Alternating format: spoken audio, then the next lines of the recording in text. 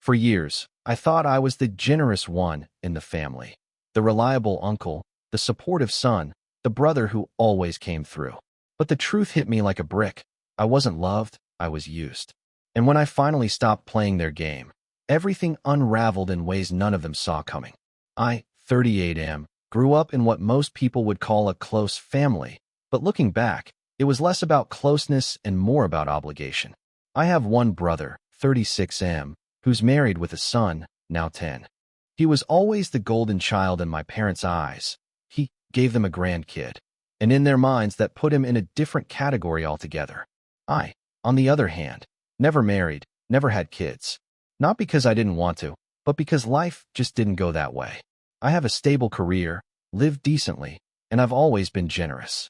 I don't throw money around, but if someone I love is struggling, I'll help. And oh boy, did my brother's family struggle.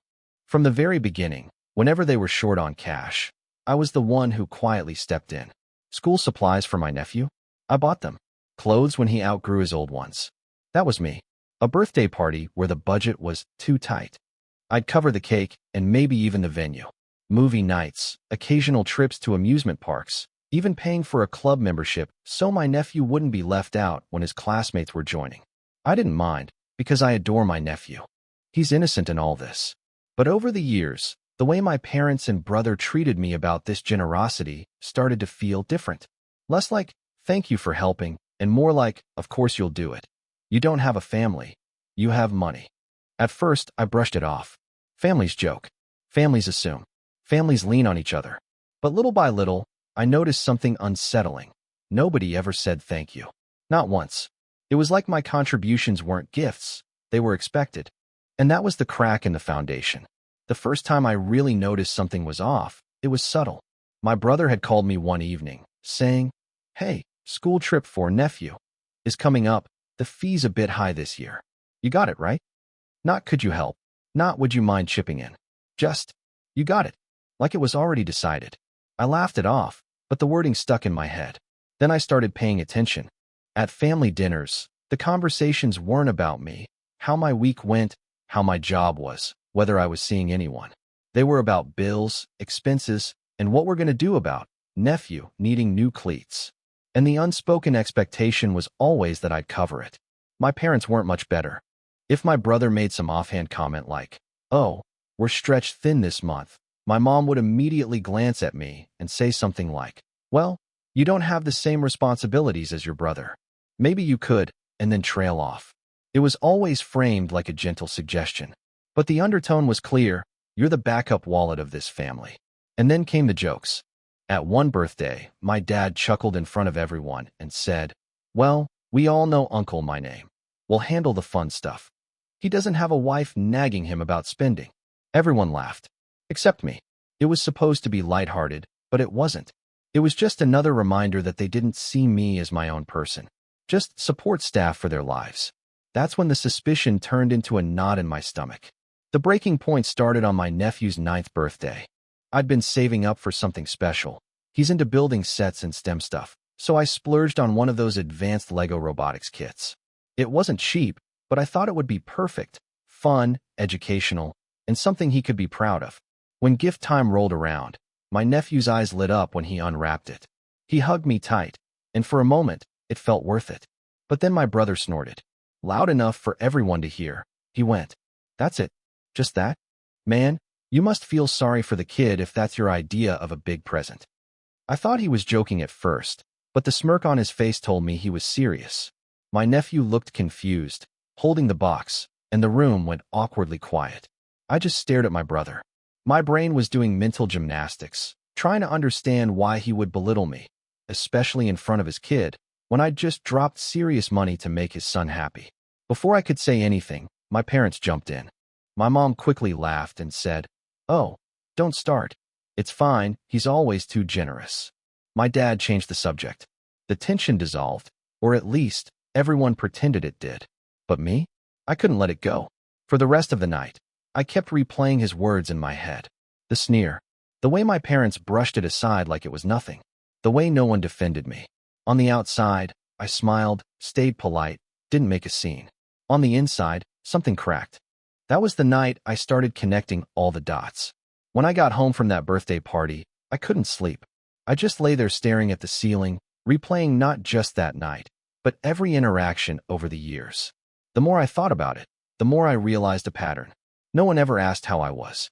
Not once did my brother or my parents start a conversation with, "So how's work?" or "How are you feeling these days?" Every call had a purpose, and that purpose was usually money. Tuition, bills, birthday parties, sports equipment, some urgent need for my nephew or even for my parents. No gratitude. Not a single heartfelt thank you. At best, I get a passing "that helps," like I was just checking a box on a to-do list. Even the birthday incident made more sense in this twisted way. In their eyes, I wasn't giving a gift to my nephew. I was just performing my role. And if my contribution didn't meet their expectations, I deserved mockery. That realization hit me like a punch to the gut. I had spent years pouring time, money, and effort into my family. And the truth was, to them, I wasn't a son or a brother. I was a wallet. The most painful part? I genuinely loved helping my nephew. I didn't want him to suffer for his parents' mistakes or his grandparents' favoritism. But I couldn't ignore the fact that my love and generosity were being exploited. I felt hollow, used. And for the first time in my life, I started wondering, if I stopped helping, would they even notice me at all? A few months after that birthday, life threw me a curveball I never saw coming. I started feeling drained all the time, short of breath, dizzy. At first, I brushed it off. Too much work, not enough sleep. But then one day at the office, I nearly passed out. Long story short, I wound up in the hospital. Tests, specialists, the whole 9 yards. It wasn't life-ending, but it was serious. I was going to need treatment, medication, and time off. Not cheap. Lying there in that hospital bed, hooked up to machines, I thought, this is when family steps up. This is when they rally around you. But you know what happened? Nothing. No calls. No visits. No messages asking, "Hey, where are you? Haven't heard from you." Nothing. I might as well have vanished. And then, this is the part that still makes my blood boil. A couple of days later, while I was still in that damn hospital, my brother texted me. "Hey, can you send some money? We're behind on the electric bill." Not "how are you?" Not "we miss you." Just straight to business. Like my existence only mattered when it benefited him. I told him I couldn't. I had medical expenses. I was literally in a hospital bed. His reply? Pure outrage. "Wow. Seriously? You're gonna leave us hanging? What the hell do you even spend your money on, man? You don't have a family." I just stared at my phone in disbelief. And the final nail in the coffin? When my parents found out I hadn't sent the money, they called me, not to ask about my health, but to scold me for being selfish. That was the moment something inside me broke completely. When I finally got discharged from the hospital, I was weak, exhausted, and emotionally wrecked. But I also had a fire in me that hadn't been there before. I called a family meeting, my brother, his wife, and my parents. We sat down in my parents' living room, and for once, I didn't let them steer the conversation. I started simple. "Do you realize I was in the hospital for over a week?" Blank stares. My mom blinked and said, "You should have told us." I replied, "Would you have even cared? Because while I was there, the only thing I got from this family was a request for money." My brother rolled his eyes and said, "Look, man, we've all got problems. You don't have kids, you don't know what it's like. It's not like you're dying, so don't make it a big deal." That was it. The fuse burned down. I told them everything I'd been holding in. How I'd been treated like an ATM for years, how no one ever asked how I was, how even my gifts for my nephew were mocked. I told them I was done being disrespected, done being used, done being invisible unless my wallet was open. And do you know what happened? My dad sighed and said, "You're being dramatic. Families help each other. You should be proud you can provide." My mom chimed in, "Exactly. Your brother has real responsibilities. You're single. You should be grateful you're able to help." And my brother? He laughed. He laughed and said, "So what? You want us to throw you a parade every time you buy some pencils for nephew?" I walked out. For the first time, I didn't argue, didn't try to defend myself, didn't try to be understood. I just walked out. But in my head, a plan was already forming. Because I realized something very clearly that day. If they only see me as a wallet, then I'd teach them what life is like without it. Walking out of that room felt strangely freeing at first, but the weight of it hit me on the drive home. I pulled into my apartment, sat in the car, and just broke down. I wasn't angry in that moment. I was devastated. I thought about every late-night drive to pick up my nephew when my brother couldn't make it. Every extra shift I worked so I could afford those little extras for him. Every time I skipped something for myself because I figured they needed more. And the truth? None of it mattered to them. Not one bit. I spent the next few days in a fog. Depression crept in hard. I kept thinking, if my own family doesn't care if I'm lying in a hospital bed, who will? I felt invisible, disposable. But as the sadness faded, something colder took its place. Anger. Not just at them, but at myself, for allowing it to go on for so long. For mistaking obligation for love. For convincing myself that someday they'd notice or appreciate me. That anger gave me clarity. If they only saw me as a source of money, then I would take that away. Not out of pettiness, but because they needed to learn what it meant to treat someone like dirt and expect them to keep showing up anyway. And that's when my revenge plan started to take shape. It wouldn't be loud. It wouldn't be violent. It wouldn't even be obvious at first. It would be quiet, strategic, surgical. I was going to remove myself, not just financially, but emotionally too. And I would let them feel the emptiness they'd created. The first step was simple. I stopped paying. No more helping out with the bills. No more covering school trips, clothes, clubs, birthdays. Nothing. At first, I didn't announce it. I just quietly stopped. When the inevitable calls and texts came, I gave the same answer every time. Sorry, I can't help. I have my own expenses. And the beauty of it was true. My medical bills were piling up, and for once, I was actually putting myself first. The reaction was exactly what I expected. My brother blew up in the family group chat. Are you kidding me? You can't even cover a little league uniform? What the hell do you even do with your paycheck? My parents tried the guilt route. We raised you better than this. Family comes first. My sister-in-law texted me directly with, wow, guess we know where we stand with you. Not once did anyone ask how I was doing, or even pretend to care. It stung, but it also fueled me. Because now, I wasn't just imagining their entitlement. They were proving it with every angry message. And the best part? I knew this was only step one. Step two was going to be where things really got interesting. Step two of my plan wasn't about saying no. It was about setting them up to reveal themselves even more clearly. I started small. When my brother called and asked for money for some unexpected car repairs, I said, I can't give you cash, but I know a mechanic who owes me a favor. I can get you a discount if you take the car there. He suddenly didn't need the repair anymore. When my mom hinted about the rising grocery prices, I said, that's rough. Want me to come over this weekend and help with cooking? I'll batch some meals for you so food stretches longer. She changed the subject immediately. When my dad muttered about how expensive his prescriptions were, I offered, hey, I've researched discount programs at pharmacies. I'll help you sign up. He waved me off and didn't bring it up again. Each time, I offered help that wasn't money, time, skills, effort, even connections. And each time, the emergency magically disappeared. That's when I knew. It was never about the struggles. It was never about family. It was always about extracting cash from me, and only cash. So I set the real trap. I told them I'd been working on some new investments, which wasn't entirely a lie. I had put some savings into a side business, and casually mentioned that I'd have less disposable income for a while. My brother's eyes lit up. He started asking about numbers, returns, when I'd cash out. My parents perked up too, clearly calculating in their heads what part of that might trickle down to them. I smiled, nodded, and said very little. Let them imagine the money. Let them count on it. Because when the time came, I was going to pull the rug out from under them so hard they wouldn't know what hit them. A few weeks later, I staged the moment. I invited the whole family over to my place, my brother, his wife, my nephew, and my parents. I told them I had important news to share. You should have seen their faces when they walked in. My brother was practically buzzing, my parents looked smug, and even my sister-in-law was dressed up like she was expecting champagne and inheritance papers. We sat down, and I started with a smile. So, you all know I've been working on some investments. It's been tough, but I finally made a decision about the future. They leaned in. My brother actually rubbed his hands together. I continued. I've realized I've spent years pouring money into everyone else's lives. Bills, clothes, clubs, birthdays. But I need to focus on my own future now. my health, my savings, my peace of mind. So I've decided, every cent of what I've been putting toward other people is going back into me. Dead silence.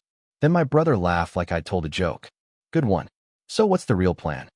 I looked him dead in the eye and said, that is the plan. I'm done funding this family. Completely. The explosion was instant. My mom gasped and said, how can you say that in front of your nephew? My dad muttered, selfish. Just selfish. My brother went red and started yelling. After everything we've done for you? Which was almost funny, considering they'd done nothing. But the best moment? My nephew, sweet, innocent, looked around the room confused and asked, why are you mad at him for buying me stuff? He's the only one who listens to me. That shut everyone up for a second. I didn't gloat. I didn't argue. I just stood, opened the front door, and said, dinner's over. You can leave now. And for the first time in years, I felt like I wasn't the one being dismissed. The days after that dinner were chaotic. My phone blew up with texts and missed calls. First from my brother, then my parents, then even my sister-in-law. The tone shifted depending on the hour, sometimes guilt-tripping, sometimes angry, sometimes outright manipulative. You embarrassed us in front of nephew. Family doesn't turn its back like this. We've supported you your whole life. Now it's your turn. You're going to regret this when you're old and alone. But here's the thing. For the first time, their words didn't sting. Instead, they confirmed everything I'd realized. They weren't sad to lose me. They were panicking because they'd lost my money. Then came the next phase, silence. No more texts. No more calls. It was like they'd collectively decided to freeze me out, thinking I'd come crawling back for attention. But instead of feeling lonely, I felt relief. I started noticing changes in myself. My stress levels dropped. I was actually able to enjoy my paycheck without guilt. I went to the movies by myself, bought new clothes I'd been putting off, and even took a weekend trip, things I hadn't done in years because I was too busy playing family ATM. But the real kicker came a month later. My mom called out of the blue, her voice dripping with false cheer. She asked how I was, made small talk, and then, of course, slipped in. You know, your brother's really struggling to pay for nephew's sports fees. I cut her off mid-sentence and said, Mom, if you're only calling me to ask for money, just hang up. I'm done. Click. No guilt. No hesitation. Just peace. And I knew, deep down, that the best part of my revenge was still coming. It didn't take long for cracks to show once I cut off the money supply. My brother's struggles weren't little inconveniences anymore. They were real. His electricity got cut off for a week. My nephew had to drop out of one of his clubs because they couldn't pay the fees. Their car sat in the driveway for a month because they couldn't afford the repairs. And suddenly, the family who had once dismissed me as dramatic started panicking. First, my sister-in-law messaged me, pretending like nothing had happened. Hey, we'd love to have you over for dinner sometime. Nephew misses you. Translation, we need you back on the hook. Then my dad called me and actually tried to guilt me with, your brother is drowning, and you're just sitting there comfortable. That's not what family does. I replied, exactly. Family doesn't treat someone like a bank. But the biggest shock came when my brother himself showed up at my door. He looked rough, tired, stressed, desperate. For a second, I thought he might finally be here to apologize. Nope. He started in immediately. Look, I don't know what your problem is, but you can't just cut us off like that. Nephew needs things, man. You think it's fair he suffers because you're having some midlife crisis? I stared at him, deadpan, and said, you're right. It's not fair he suffers. But that's on you as his father. Not on me. He didn't like that answer. He yelled, cursed, stormed off. But here's where the tables truly turned. A week later, my mom called me again. Only this time, she wasn't angry. She was crying. She admitted she and my dad had been too hard on me, that they hadn't realized how much they'd leaned on me, and that maybe they'd taken me for granted. It wasn't the apology I deserved, but it was the first crack in the wall. For the first time, my parents were forced to look at what life was like without me propping everyone up. And honestly, watching that realization sink in was sweeter than any money I'd ever spent. While my parents were starting to soften, my brother doubled down. He didn't see this as a wake-up call. He saw it as betrayal. In his mind, I wasn't a person who had been used for years. I was just withholding what he thought he was entitled to. He started spreading little digs about me to extended family. Things like, He's bitter because he doesn't have a family of his own. He's selfish, doesn't know what real responsibility is. All that money, and he just hoards it instead of helping where it matters. And you know what? Some relatives bought into it. I got a few side-eye comments at gatherings, even a couple of awkward phone calls trying to talk sense into me. But here's the thing. I didn't even care anymore. Because while he was busy running his mouth, his own life was falling apart. His wife picked up extra shifts and was visibly exhausted whenever I bumped into her. My nephew, who I still saw occasionally at school events, looked embarrassed whenever money came up. And my brother? He looked smaller every time I saw him. Angrier, more bitter, but never humbled. The irony was almost poetic. For years, he mocked me for being single, for not knowing responsibility. But in the end, I was the one standing tall, paying my bills, living my life, while he flailed, drowning in the mess he created. He never learned. Not once did he apologize, or even acknowledge how badly he'd treated me. And that told me everything I needed to know. So I made my final decision about him. He was no longer my brother in anything but blood. I'd still care about my nephew, because that kid was innocent.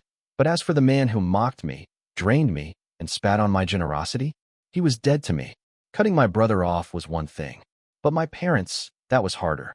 Because deep down, I had always hoped they'd see me as more than a wallet. And slowly, they began to. At first, they tried the usual guilt trips.